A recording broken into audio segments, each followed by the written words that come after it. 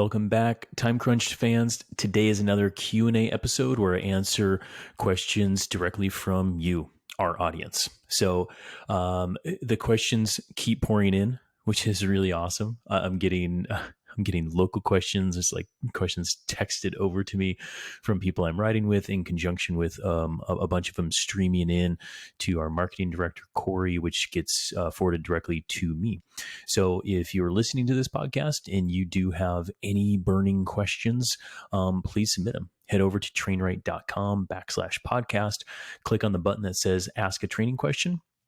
Submit your question and I'll answer them all right here on the show. So let's get into it.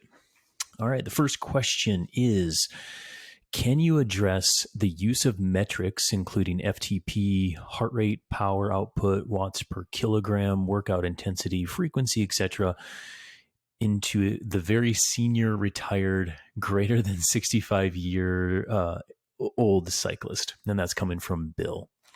Yeah, great question, Bill. And I get that a lot. I get that from my own athletes as well as other general questions out there. So the short answer is no need to change the percentage of training zones if you're using a 5-zone system.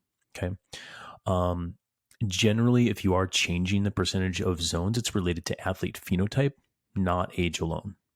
Okay, so let's unpack that a little bit more and describe why there's no need to change the percentage of training zones and what athlete phenotype is and all that kind of stuff. So a reminder, when I'm working with an athlete, I work at the individual level with all of my athletes. So everything is custom to them specifically, and I find that for most athletes that I'm coaching anyway, that are 60 years or older, they still fall within that normal percentage of FTP for all of that for the 5-zone system. And that 5-zone system that I'm talking about, that's a CTS methodology, Training Peaks methodology, and many other coaching groups that are using something like that, where kind of for a grounding purpose, we're using functional threshold power, which is a power that you can maintain in a somewhat steady manner for 30 to 60 minutes. And if we have a zone 4 training zone going on, it's 95 to 105% of FTP. So that's just give you a quick grounding of those percentages. So if you're using that system, no need to change it. Okay. But what I do change for an aging athlete is the recovery periods in between hard intervals and also the recovery duration between sessions. So what do I mean by that, and what's a good example? Okay, so if I'm doing 10-minute FTP intervals, okay, let's just say 3x10 or 4x10 for somebody who is the age of 30 to 50, I generally give them 4 to 5 minutes of recovery in between. If I'm working with somebody that is 60 or older, I might just start with 6 or 7 minutes, and then I might even try to minimize that. But I will give them more recovery time in between, but I won't change the intensity. Okay. And that's for a number of different reasons. One, just in my experience, I get better power out of those athletes that are older. And I get better responses by going harder. Okay. So I'd rather have the quality and give them a little bit more time to recover rather than go, say, lower, for example. Because when I get this question, oftentimes people are looking for the answer of, oh, if I'm older, do I just not go as hard? No. In fact, there's a lot of stuff, including some of the latest Joe Friel blog posts and some of his writings. It's like, keep the intensity. I'll get into some Joe Friel stuff here in a minute, but keep the intensity hard. Keep your hard days hard. Easy days easy, just like we've been saying on all these other podcasts. Just give yourself more recovery time. Okay. Now, also, if throughout the week, I'll give more recovery time between those sessions. So if that's the hard day, if that's the hard workout, and that's on Tuesday, for example, I won't go hard again until maybe Saturday. Okay. So I'm going to give them at least 1 day, usually 1 to 3 days, of either rest or zone 2 in between before I go hard again. Okay, so I'm for an aging athlete, I'm going to avoid back to back or block style sort of training, and probably not have the training density go on like I would in somebody who's a bit younger. Okay, so that's definitely something that I do change. The other thing that I change in the way of percentages of FTP, it pertains more to anaerobic intervals than any other stuff in that zone 5. So what I mean by that is, on the show, I've talked about FRC, functional reserve capacity, and also P max, or power at maximum. So these are very, very short intervals, usually 30 seconds and shorter. P max is like 5 seconds or less. Okay, so these are super short. I'm not doing a ton of this work with an aging athlete population, but I will go there. And all that stuff is specific to the athlete, but I do that with any of my athletes. So anything from the current, elite national champion, to the 50 plus masters racer, to the the triathlete, whatever. Like, because of the way people produce their power, or what we call the athlete phenotype, all that is very individualized. Because if I have somebody who, they could have the same FTP, but their 30-second power could be 50% lower than the other person. Okay. Tim Cusick talks a lot about this. Him and I have talked about this numerous times on the podcast. Look for Tim and individualized training approach, and you can understand a little bit more what that means. But again, the more anaerobic something is, the more individualized it will become. And a set percentage, one size fits all, should not be deployed for anybody, whether you are old or young. So now, a quick nod to stuff does change as you get older. Okay.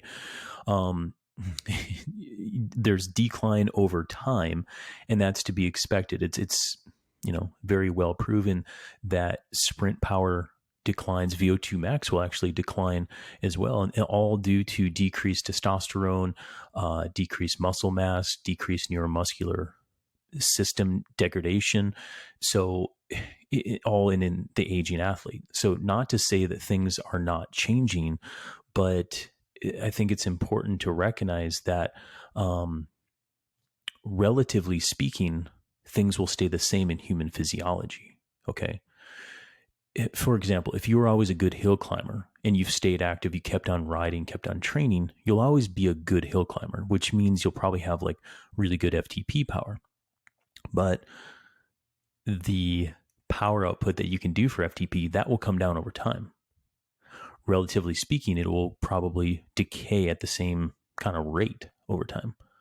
So relatively, things will stay the same, but absolutes will change.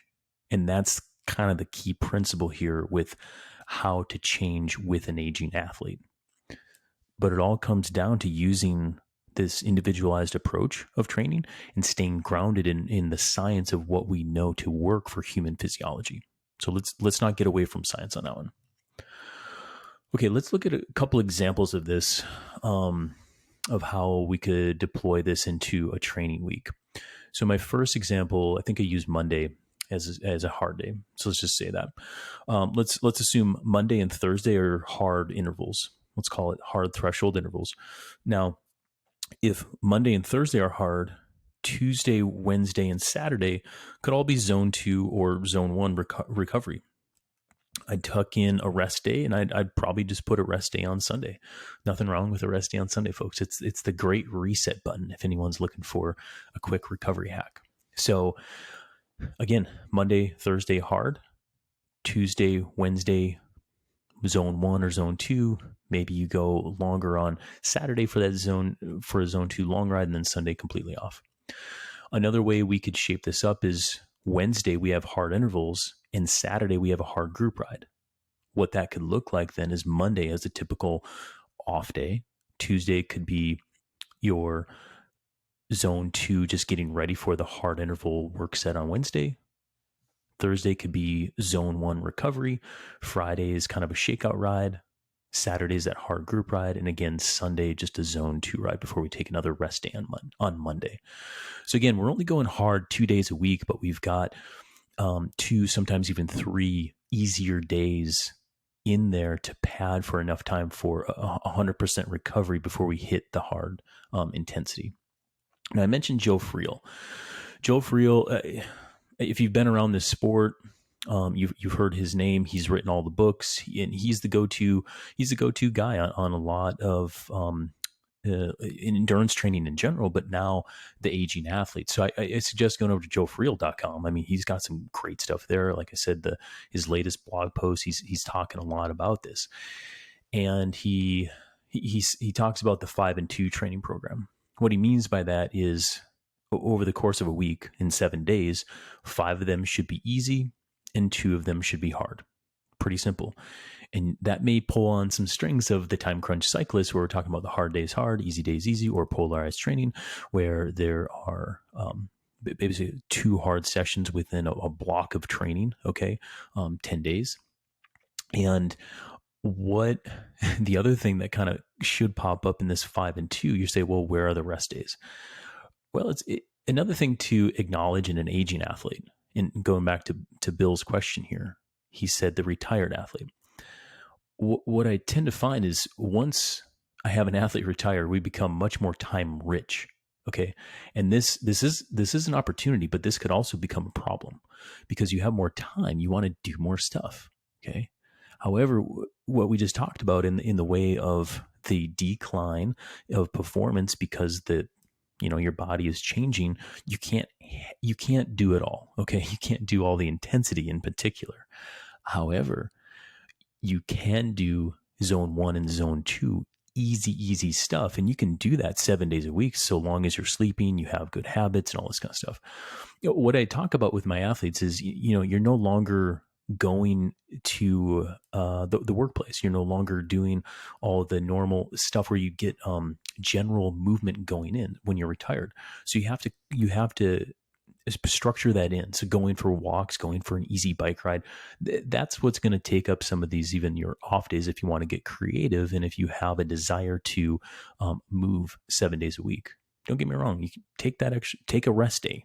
Rest days are amazing. And that's where the adaptation happens. That's where magic happens. Okay. You can take 2 rest days.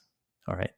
But just make sure that there's contrast between the hard days. That's really, really the main thing there. Now, in Joe Friel's blog, and like we've talked about here, intensity is very helpful, but more is not better.